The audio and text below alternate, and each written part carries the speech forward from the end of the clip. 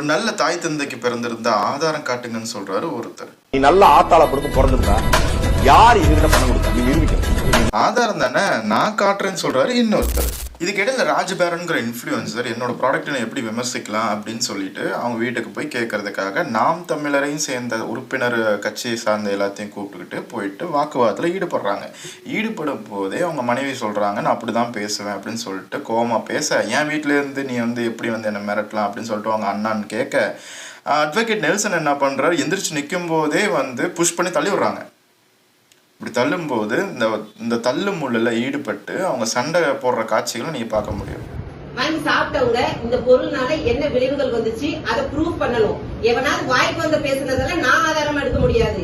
எனக்கு 1000 எதிரி இருப்பான், அவன் வாய்ப்பு வந்ததெல்லாம் பேசிட்டு இருப்பான், அதெல்லாம் நான் ஆதாரமா எடுக்க முடியாது. எங்க வீட்ல வந்து இப்படி சவுண்ட் ரைஸ் பேசுனா நான் கத்துறேன், நீங்க அவ்வளவு தப்பு பண்ணிருக்கீங்க. எங்க வீட்ல வந்து பேசுறாங்க. என்ன பேசுறாங்க பாருங்க. உட்காருங்க. என்ன பண்றீங்க?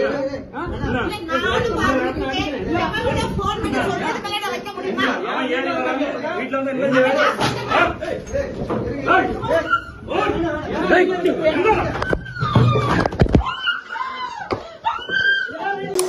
அப்படி இவங்கள ஒருத்தர் தவற விமர்சிக்கிறாங்கன்னா அவங்க ஒரு டிஃபமேஷன் கேஸோ அப்படி இல்லைன்னா அதுக்கு ரிப்ளை பண்ணுற விதமாக இவங்க ஒரு வீடியோவில் ஏதாவது கேட்டிருக்கலாம். அப்படி இல்லைன்னா போலீஸ் கம்ப்ளைண்ட் கொடுத்துருக்கலாம். அதை விட்டுட்டு அவங்க பர்சனல் வாழ்க்கையில் போட்டு தலையிட்டு அது அருவா கத்தியோட போகிறது ரொம்ப தவறு. ரவுடி பயிலும் எல்லாரும் கொலைகாரங்களா நாயங்களா?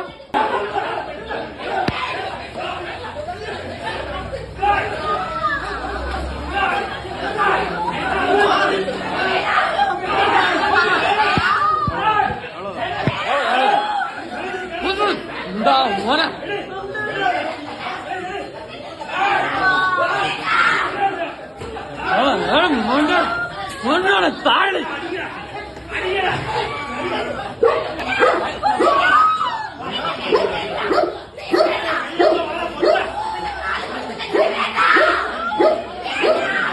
கையெடுங்க கையெடுங்க.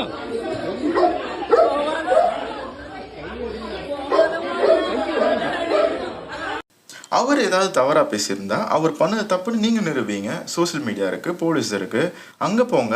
அதை விட்டுட்டு கத்தி எடுத்துட்டு அவங்க வீட்டில் போய் மிரட்டுற உரிமை உங்களுக்கு யாருங்க கொடுத்தா? இல்ல கொலகார பையன் அவனே, உன்னைய பத்தி நான் கூட என்ன நினைச்சுக்கிருந்தேன். நீ சீப்பாளா இருந்திருக்க. அதுவும் மக்களுக்கு இன்ஃப்ளூயன்சரா இருக்கிற ஒருத்தர் இவரே அருவாளை தூக்கிட்டு ஒரு கட்சியை சார்ந்த பேரை சொல்லிட்டு போய் மிரட்டி நீ செத்தாதுக்கு நான் தாண்டா பொறுப்பு அப்படின்னு சொல்ற அளவுக்கு உரிமை